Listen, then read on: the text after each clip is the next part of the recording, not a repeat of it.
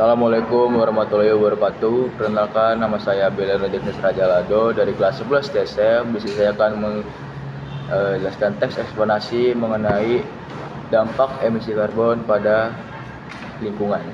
Emisi adalah pelepasan zat atau energi lingkungan, terutama ke udara, dalam bentuk gas, partikel, atau radiasi, yang dimana emisi ini dapat menyebabkan rumah kaca atau pemanasan global dan polutan udara.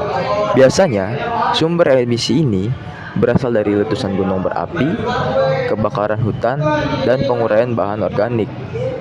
Jika yang paling banyak menghasilkan gas emisi itu berasal dari transportasi yang digunakan oleh manusia sehari-hari, seperti mobil, motor, bajai, dan kendaraan-kendaraan yang menghasilkan emisi lainnya. Nah, terus dampaknya apa sih kepada kita? Jika banyak yang menggunakan motor, maka gas emisi akan semakin banyak. Dan jika gas emisi semakin banyak, karbon yang dilepaskan ke udara akan semakin banyak. Ini akan menentukan banyak sekali faktor. Rumah kaca, pemanasan global, dan yang paling berasa terhadap kita adalah udara yang kurang bersih serta udara yang sangat panas. Ini bisa kita rasakan di lingkungan kita saat ini, terutama di jalan raya. Nah, lalu apa sih yang bisa kita lakukan untuk mengurangi emisi tersebut?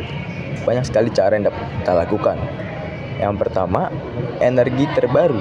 Kita menggunakan energi surya, angin, air, dan biomasa untuk menggantikan bahan bakar fosil yang kita gunakan sehari-harinya. Lalu yang kedua, menggunakan transportasi umum dan yang ramah lingkungan. Nah, ketika kita menggunakan transportasi umum, itu kita bisa mengurangi yang namanya emisi karbon.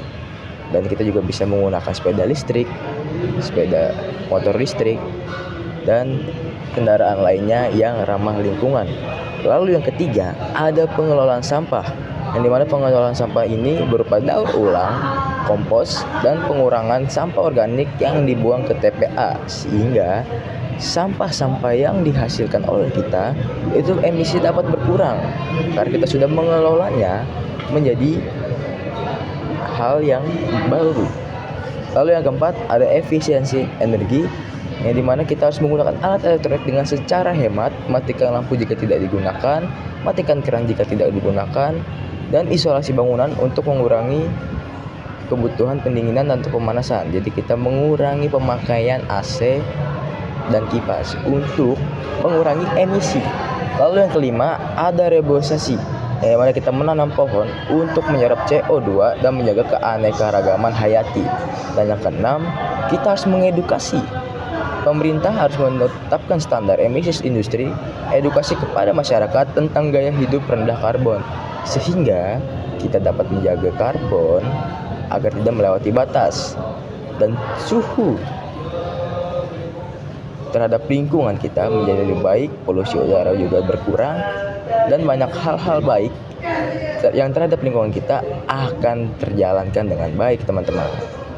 Jadi itu saja informasi yang saya bisa berikan. Semoga bermanfaat dan terima kasih. Assalamualaikum warahmatullahi wabarakatuh.